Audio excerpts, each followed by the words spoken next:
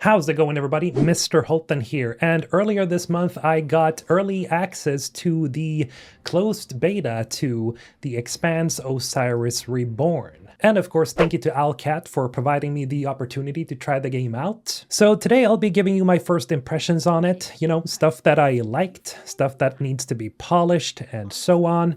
Now, again, this is an early beta of a very small section of the game, and so keep that in mind throughout the video.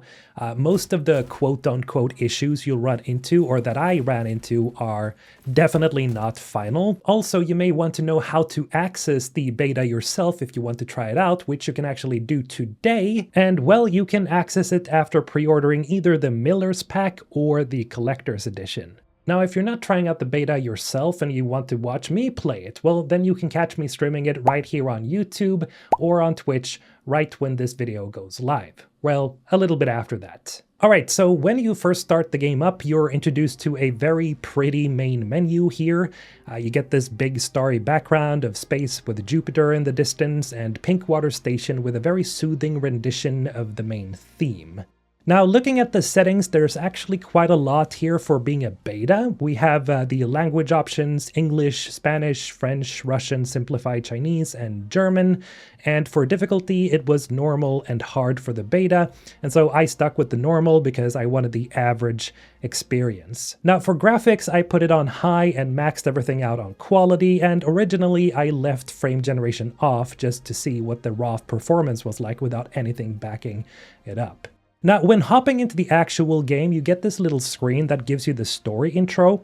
You and your twin are Pinkwater security mercenaries who narrowly escaped Eero Station, where the entire population was infected with an unknown substance. Uh-oh! You escaped on an enemy ship and you've just arrived at Pinkwater Station to discuss a situation with your boss, Oscar O'Connell, or is it O'Donnell? Anyway, the whole inciting incident here is that during docking, your twin, Jay, was unintentionally rude to the dispatcher and just wants to make amends, which, it's just kind of funny to me that the beta starts with a goofy situation like this. Anyway, with the setup out the way, you drop into character creation. And now, as this is a beta, you only get to pick between 4 different presets, these being Belter Officer, Belter Hacker, Earther Officer, and Earther Hacker. And you will, of course, be able to create your own character in the full game, but, again, beta. Now, I lean towards the hacker class because it reminds me of the engineer from Mass Effect, and I ended up going with a belter because I really wanted to see how they talk and how they move, since we hadn't really seen that in the gameplay yet. And in this particular preset, we're playing as a female, and I actually really like our main character's base look here. She has this side-swept dark hair and brown or amber eyes, and she's genuinely really attractive. They did a really good job making the default character look good, which is kinda rare in modern RPGs, I feel. Now, as you are playing as a woman here, your sibling, Jay, is also female. Her appearance is actually dynamically based on yours, I think, but they aren't a complete carbon copy, yet they look pretty similar. Now, a really cool thing here is because you are a belter, you will be noticeably taller than normal humans. When you start up, you really see the difference between you and characters like Zafar, the first companion we run into at the start here. You didn't really see that much in the TV show, but damn, belters are huge in the game. The jogging style, though, she runs a little bit like Shepard, another Mass Effect comparison there. Now, not entirely, but it is a little goofy, but there is a certain charm to it, so, I'm not against it. Now, getting into the dialogue, you can definitely shape your character here. You can pick responses that are a little bit more hard-headed or a little more neutral in the beginning, and you get more and more dialogue choices later on. The voice actresses do a pretty good job too, even if some of the dialogue itself felt a little too scripted at times, or maybe I should say simplistic. You'll run into this weapons vendor named Luciana, who I would absolutely romance given the chance, by the way, and I love how the persuasion system works with her. Now, if you pick certain options that have enough persuasion points, you get some gossip, but it doesn't stop because you can keep pushing and pushing her for gossip until she gives you more and more valuable info.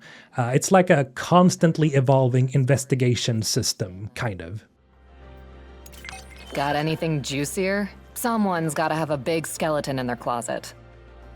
You probably found out something that kept you up at night. What was it? Okay, get ready. This news will blow your mind, because you work kind of closely with Captain Burrows. I've heard Burrows has connections at the very top of the MCR. Either he was born with a silver spoon, or has a leg in with some politicians.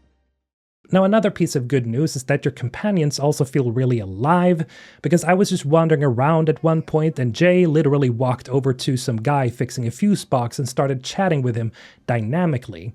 And, you know, this is something I'm really looking forward to seeing more of in the full game, because it definitely brings a ton of immersion. New cables be safer. Definitely won't hurt. I don't doubt it. Well, good luck. Oh, and your choices actually matter to your companions, like, a lot. Later on in the demo, I ignored a route that Zafar wanted to take, and he actually got irritated over the radio, so now he's going to hold a grudge that I didn't listen to him.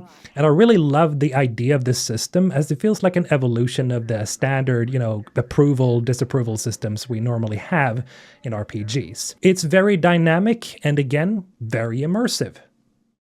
Now, moving on to the combat, there is definitely something that I got to mention right away, and that is the distinct lack of heaviness with some of the movement. It doesn't have that feeling of, say, Mass Effect 2 or 3, where it feels like Shepard has a ton of weight when you're turning and such.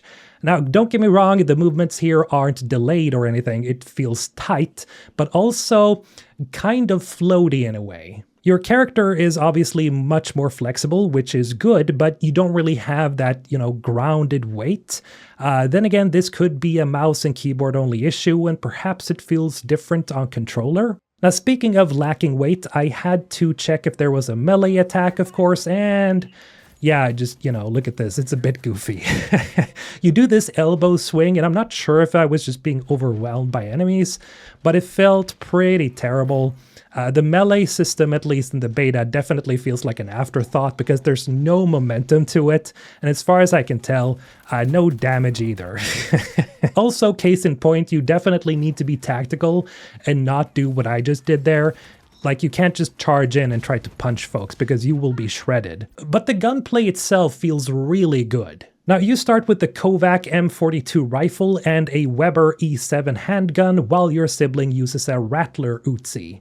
Eventually, you start finding new weapons that totally change your setup, and later I found the Arma Luna SMG, but realized it takes up your secondary slot, so I can't hold a handgun at the same time. And you know, I like handguns. Anyway, then I got to the Archer M1 sniper rifle, and well, it's a sniper rifle, so it's automatically awesome. Also, it shreds shields like Swiss cheese. And later on I found the Undertaker assault rifle, which does almost twice as much damage as the starting gun, but with a slower firing rate.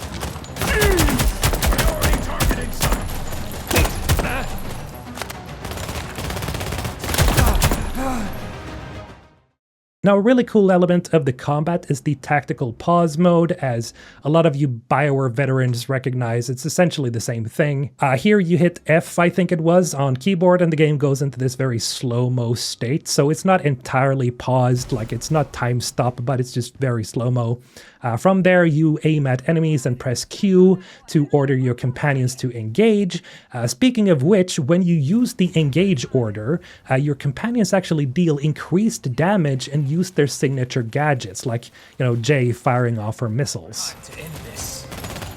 Eagle eye, sights on that one.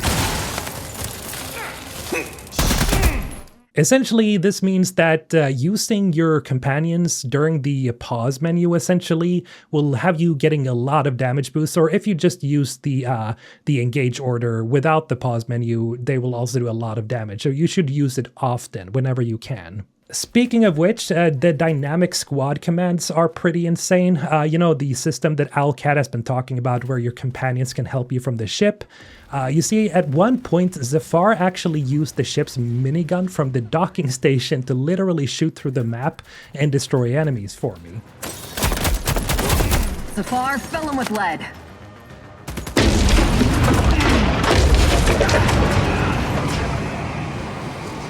Now, that section was obviously very story scripted, but it is very nice. There are some other great little details as well, like if an enemy is about to throw in a grenade at you, you can actually shoot the grenade while they're holding it so it explodes right in their faces. Now we gotta talk about some of the gadgets as well, and well, they feel pretty great. The hacker, for example, has this gremlin drone swarm that deploys a cloud of nanobots that shreds anything in its radius, and it kind of feels like a Harbinger situation from Mass Effect 2, but you are the one that is assuming direct control. Sorry, I had to.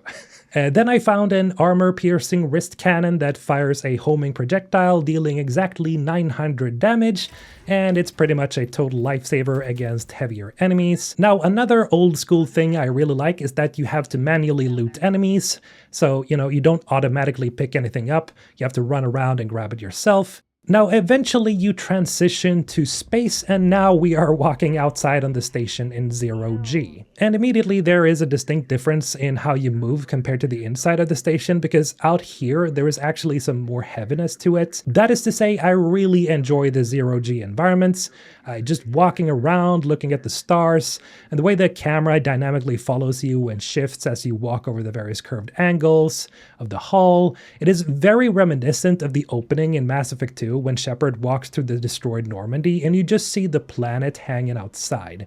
It kind of has that exact same feeling. But then you run into some more combat encounters, and man, this is definitely my favorite part in the entire beta.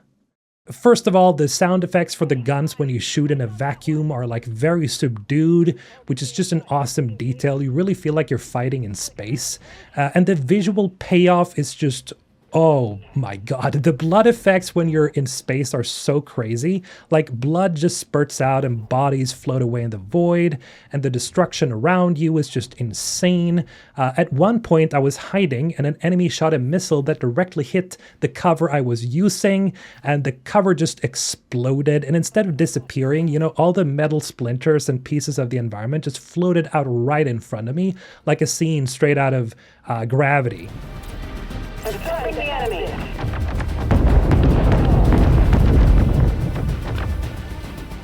Priority target in sight. What the hell? The amount of particle effects and metal just flying everywhere when you destroy stuff in 0G is just bizarre. It's just jaw-dropping because it's just so cool. And it actually gets quite dangerous here as well. Even playing on normal, they're shooting grenades and missiles at you, and you actively have to dodge all this floating space debris while, you're making your way across the hull. And I guess the only downside to this section, and this is definitely just beta jank, is that there are a lot of sound effects that are still missing. For example, when you're crashing into heavy debris, there was literally no sound at all at times. And during indoor combat, there's plenty of audio, but out here, it's missing some of those muffled impact sounds in the cinematics that, would really sell the immersion. Again, this has to be beta jank because all of the sound effects were really cool when you're when you're actually fighting and playing, but when the cinematics were playing, you couldn't really hear anything. Visually, though, it's literally Mass Effect 2 on steroids. Now, of course, it's a beta, so you got to keep that in mind, but the performance obviously needs to be optimized. I think a lot of my issues with how the game felt might be due to a lack of optimization. I'm playing on a 4090 graphics card with a 7950X 3D CPU and 64 gigs of RAM. I maxed everything out on quality, and, I really shouldn't have any issues with the game, but I did notice my frames dipped a lot when the 0G destruction happened, just because there is so much going on the screen at once. I did try turning on DLSS and frame generation just to see how the game handles it, and it actually looks pretty smooth. It didn't do that weird thing where the picture gets all smushed and, artifacted, which is a relief. Outside the frames though, there is definitely some classic jank going on. Some of it really reminded me of that old Bethesda or BioWare jank. For example, when you kill enemies, they have these completely flat expressions on their faces. They just have these wide open, completely dead eyes staring into the void, and it kind of breaks the immersion when the rest of the game looks so incredibly good. And as I mentioned before, because the belters are so tall, the animations haven't really caught up yet. When you interact with things, your character's arms will just clip right through the environment sometimes, and small things like that. There are also a bunch of small audio and UI bugs. The voice acting overall, for example, is pretty good, but when you talk to your boss, Oscar, his audio mixing is like really iffy. Sometimes it sounds fine, but then sometimes it's very sharp, like he recorded his lines on a cheaper mic. Where's Vic? Where's the Piranha? What's with the new ship in my damn stable? The Piranha was destroyed, sir. Captain Barros and the whole crew died in the line of duty. What? What the? Who we up against?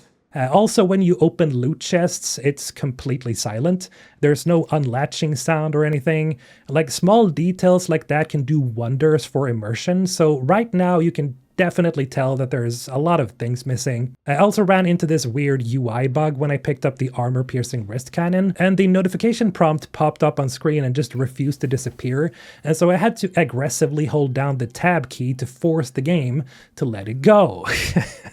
Oh, and there are some hacking minigames that open locked doors sometimes, and it's a really cool concept. I like it, because you pair various numbers from left to right, but they should probably extend the time limit here because it goes by pretty fast. Plus, when I finally beat the puzzle, I didn't get any loot or credits, I think. I only got XP. I'm guessing the full game might reward you better, but for now, there was practically no reward for doing it. But even with all the beta jank, the RPG systems are just really deep. You see, I finally found a workbench, and you can use the aluminium alloy you loot to upgrade your weapons through 3 different grades. You can even modify your gadgets. For example, I could set that drone swarm to a hunter mode where it auto-seeks targets, or a bodyguard mode where it actively targets whoever is the biggest threat to you. And the skill points actually matter a lot. That is to say, you aren't getting a tiny 2% buff like in other games, because the very first point you drop into the survivalist tree gives you a massive 115% armor increase. Like, they really aren't playing around with the numbers here. There are also some huge quality of life wins here. At one point, I found a data pad with a door code. I think it was 9009. And instead of making me dig through several menus to read it again, your character just automatically remembers it, and it stays displayed on the screen when you get to the keypad, which is pretty neat. Plus, the environmental storytelling is pretty great. The station feels super lived in. I went snooping around a bunk room where people were playing cards, and I found a hidden bottle of tequila stashed in the shower. There was a random Misco jug sitting around that you could collect, and a little cleaner bot with a smiley face that just wandered the halls. There's a ton of detail basically everywhere. So, wrapping things up, I was surprised to how fast it went to play through the beta. It only took me about an hour and a half to 2 hours to completely clear it, but man, it was very memorable. To be frank with you, the Expanse Osiris Reborn so far feels more like a spiritual successor to Mass Effect 2 than anything else. So those Mass Effect 2 comparisons, like, they aren't just because I'm a huge fan of the Mass Effect trilogy. Like, you can definitely tell they are huge fans of Mass Effect over at Owlcat as well. Now, of course, it is still a beta, but if the devs use the time before launch to fix the dead-eyed NPCs, adjust the belter clipping animations, and finally optimize the game so it doesn't choke my 4090 to death in 0G, they're gonna have a huge hit on their hands. That is to say, I have absolutely enjoyed my time with the Expanse Osiris Reborn, and I'm absolutely looking forward to the full release. As always, thank you so much for watching, and thank you to my wonderful Patreon members for supporting the channel. You guys are all awesome. And if you're looking for a place to chat about the Expanse, you can always become an Ensven veteran here on YouTube or on Patreon, whereby you will then be able to join our community Discord. I'll see you in the next one. Mr. Holton, signing off.